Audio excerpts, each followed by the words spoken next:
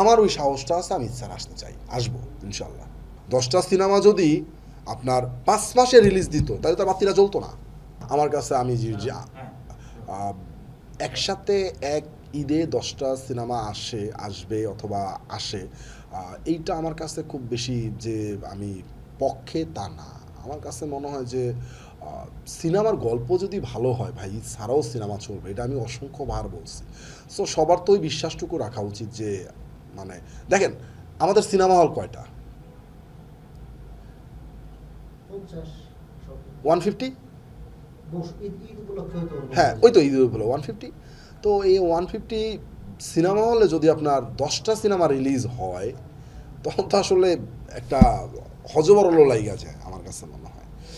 আমার কাছে মনে হয় 4টা ঠিকঠাক, 5টা হইতে পারে, কিন্তু 10টা সিনেমা এটা ভাই আমার কাছে টু মাস মনে হয়। ক্ষতিটা কি হয় বা আসলে লাভ কিছু হয় কিনা? আমার কাছে মনে হয় সবারই ক্ষতি হয় কম বেশি। কিভাবে? ছাড়া আপনি কি আসবেন?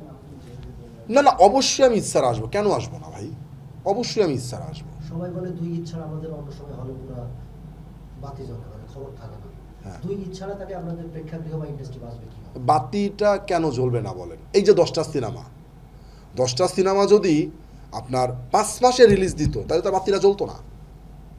ধরেন বরবাদ বা তাণ্ডব শেষ, তাণ্ডব 3 মাস চললো, 3 মাস পর আরেকটা সিনেমা দেন, অথবা তাণ্ডবের রিলিজের 1.5 থেকে 2 মাস পর আরেকটা দেন, বরবাদের রিলিজের 1.5 থেকে 2 মাস পর আরেকটা দেন, এরকম করে 1 থেকে 1.5 মাস পরে পরে দেন।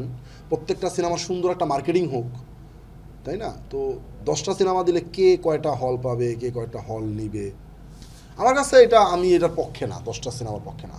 ঈদ ছাড়া তাহলে প্রেক্ষাগৃহে কেন নির্মাতা বা তারকা আসতে চায় না? মানে কেউই তো আসলে আসতে চায় না। আসলে কে আসতে চায় না এইটাও আমি না বুঝি না, যে কে আসতে চায় না। আমার কাছে মনে হয় আমারে বলেন আপনি, আমি বানাই দিচ্ছি, আমি আসবো।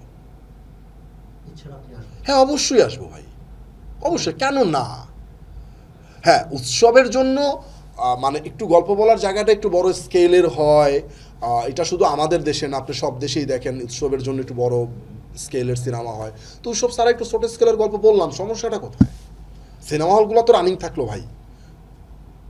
এটা কি সম্মিলিত কোনো উদ্যোগ কোনোভাবে নিতে পারে আসলে, যে আমরা দুই ঈদ ছাড়াও প্রেক্ষাগৃহ সচল রাখবো, সম্মিলিত সিদ্ধান্ত, সেটা কি সম্ভব আসলে?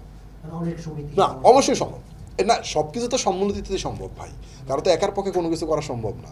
সো আমার কাছে মনে হয় এটা সম্ভব। নির্মাতা, প্রডিউসার, আর্টিস্ট সবাই যদি এরকম করে হিসাব করে যে না আমি ঈদের 3 মাস পর একটা সিনেমা বানাবো, হ্যাঁ আগে থেকেই প্ল্যান করা, মার্কেটিং টার্গেটিং করা, ওই রকম গল্পটা বলা, ওই রকম একটা গল্প নিয়ে চিন্তা করা, যেটা আসলে ঈদ ছাড়াও দেবে। ঈদ ছাড়াও কি সিনেমা দেখে নাই ভাই মানুষ?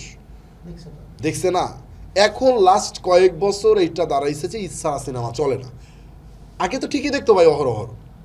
আবার আপনি যদি এখনকার কথা বলেন তাও তো মানুষ দেখে। আপনি হাওয়া কখন আসছে? ব্লকবাস্টার সিনেমা না হাওয়া? তো হাওয়া তো ইচ্ছারা আসছে, ছবিতে কিন্তু চলছে ভাই। ঈদের পরে আসছে। আমাদের দেশের বাইরের সিনেমাও যদি বলেন তাও তো চলতেছে। আপনি জওয়ান বলেন, এটা কি আমাদের দেশীয় সিনেমা? তাও তো ব্লকবাস্টার হয়েছে। কেন হয়েছে? বিকজ অফ ওইটা সিনেমা ভাই, যেটা মানুষ চায় দেখতে। এখন আপনি যদি ভুলভাল বানায় যদি সিনেমা হলে দেন, সেটা যদি না চলে তাহলে সেটার দায়ভার তো আসলে আপনাকে নিতে হবে। তার মানে কন্টেন্টের জোর হলে ঈদ ছাড়াও সিনেমা সম্ভব। আমি বিশ্বাস করি ভাই, কন্টেন্টের জোর যদি থাকে, ঈদ বলেন, চান বলেন, যখন বলেন আপনি, আপনার কন্টেন্ট আপনার ছবি দেখবে। হয়তোবা ঈদে থাপ করে সিনেমাটা দাঁড়ায় যায়, ওইটা হবে কি প্রথম 3-4 দিন পরে, মানে মানুষের মুখে মুখে মুখে মুখে ছড়াইতে জিনিসটা দাঁড়ায় যাবে, যেটা হাওয়ার বেলায় হয়েছিল না। তো আমার কাছে মনে হয় কন্টেন্ট ভালো হইলে ভাই চলবে। আমার ওই সাহসটা আছে, আমি ইচ্ছার আসতে চাই, আসবো ইনশাল্লাহ। তাদের মনে হয় যেটা, যে ইচ্ছারা দর্শক যাবে না, ঈদে মানুষের ছুটি থাকে, ছুটির মধ্যে দিয়ে হচ্ছে মানুষ একটু বিনোদন নিতে আসে। আরে ভাই ছুটি ছাড়া কি মানুষ বিনোদন নেয় না? ঠিকই নেয়। বাসায় বসে ঠিকই নেটফ্লিক্স দেখতেছে, প্রাইম ভিডিও দেখতেছে, সব ধরনের মুভি দেখতেছে। তাহলে ওই সময়টুকু যদি এখানে ব্যয় করে ওই বিনোদনের জন্য, যে কোনোভাবেই হোক, যে সিনেমা হলে মানুষের টাইমটুকু ইনভেস্ট করবে।